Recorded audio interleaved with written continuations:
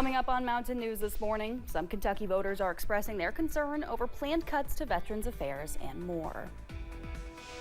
Plus, Kentucky's Congress is debating ways to help ease the burden of high egg prices. Dedicated to Eastern and Southern Kentucky, this is WYMT Mountain News this morning.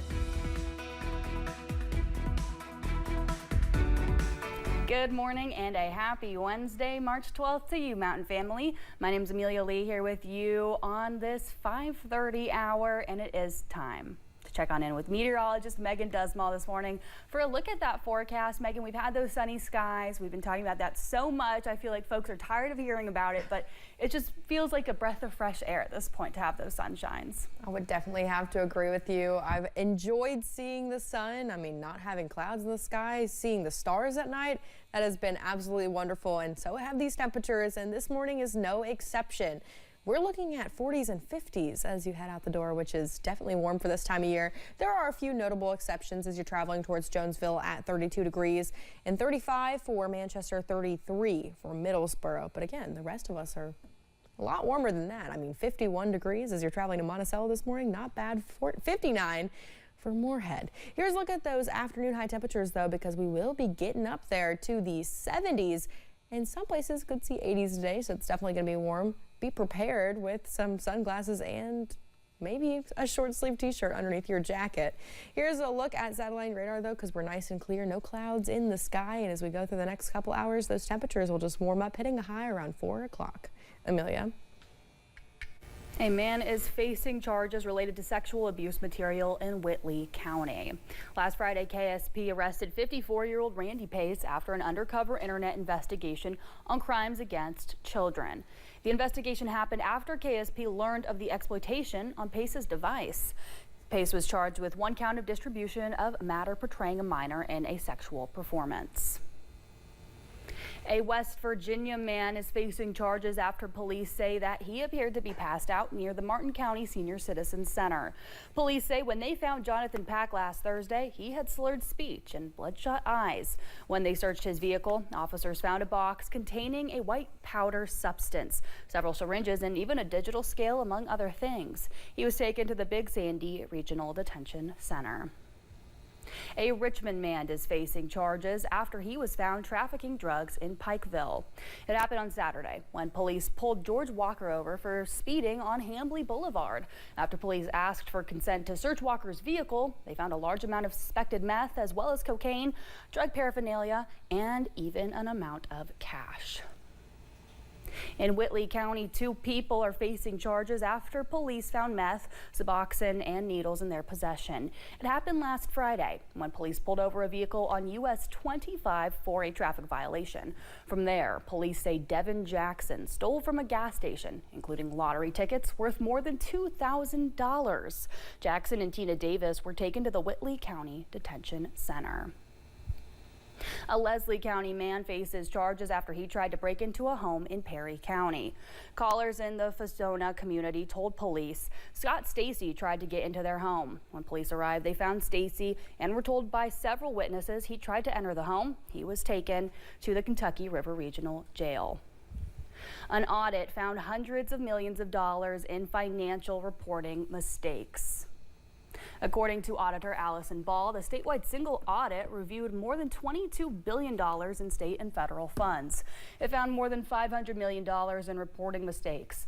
Ball says the report helps make sure Kentucky is correctly tracking its finances and safeguarding taxpayer dollars.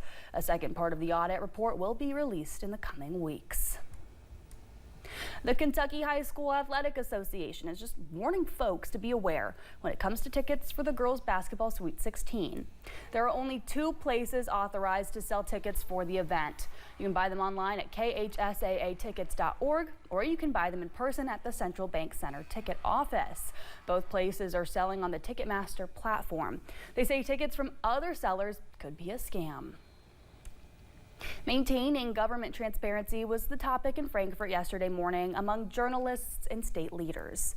The Bluegrass chapter of the Society of Professional Journalists hosted a public forum on government. Al Cross, the secretary for the society, says as journalism changes, community members should understand the mediums journalists use.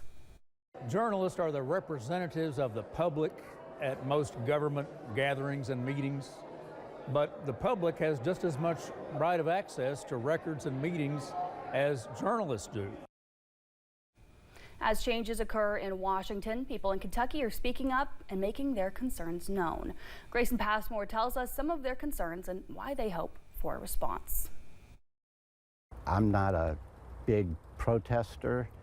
Today was a day that I had to say something.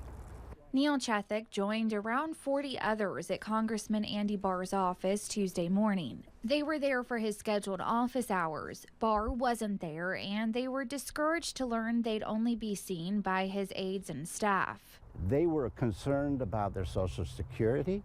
They were concerned about their Medicare. Chethek says he's also concerned about his 93-year-old father's veterans benefits. As the AP reports, the Department of Veterans Affairs is planning to cut 80,000 jobs. My father is now in an intake process that, as of the end of January, has stopped. Barr's office said in a statement he holds office hours every month. While he wasn't personally in attendance Tuesday, Barr did post on social media that he can be seen on the Ruthless podcast, talking about Kentucky bourbon and the past 2 months in Washington. However, WKYT did ask Barr about potential impacts to programs like Medicaid when he toured the VA in Lexington with Secretary Doug Collins back in February. We've authorized a review of the Medicaid program to make sure that Medicaid is a fairer program to prioritize care for the indigent, for the dual eligible elderly, and for the disabled. Chethek says for now, they'll just keep showing up. Would you like to see a town hall like we've seen in other states around the country? I would like to see a town hall with the actual person in charge. In Lexington, Grayson Passmore, WKYT. U.S. representatives narrowly passed a spending bill that would avert a government shutdown later this week. The measure would fund the government through September. U.S. Congressman Hal Rogers says he voted for it, saying there are no changes to Social Security, Medicaid, or Medicare in the bill. Meanwhile, U.S. Congressman Thomas Massie voted no for the bill, giving his own reasons. Well, the Kentucky House voted against changes made to a bill addressing non-traditional instruction days. An amendment approved in the Senate would have allowed for open, unrestricted growth of virtual programs or programs offered by public school districts that are an online alternative to traditional in-school programs. The original version of House Bill 241 already passed in the House and now heads back to the Senate, where lawmakers will decide whether to remove that amendment. A bill that would keep cell phones out of Kentucky classrooms unanimously passed in the State House. House Bill 208 does not set a statewide standard for technology in the classroom, but the bill would require local school boards to adopt policies prohibiting the use of phones in the classroom. The bill now heads to the Senate. A Kentucky lawmaker believes state leaders can do something to bring down egg prices and help families save money. Republican Representative Savannah Maddox is sponsoring House Bill 365, which would let local producers sell 240 dozen eggs a week. Right now, state regulations limit local producers to selling a maximum of 60 dozen eggs a week. Maddox says increasing the supply will help lower egg prices. The Kentucky Senate voted not to ban the sale of cannabis drinks, at least for now. Senate Bill 202 cleared the Senate Licensing and Occupations Committee last week. But after discussions, the lawmakers who sponsored the bill proposed an amendment that instead calls for regulation of the cannabis drinks. If passed, the new version of the bill would give the Department of Alcoholic Beverage Control and the Malt Beverages Administration authority. Kentucky lawmakers advanced a bill they hope will stop anti-Semitism on college campuses. Senate Joint Resolution 55 that would direct Kentucky colleges and universities to adopt policies for combating anti-Semitism. It also calls on campuses to disband and report any student organizations that provided resources to terrorist organizations. The joint resolution passed committee, and now it moves to the House floor for a full vote.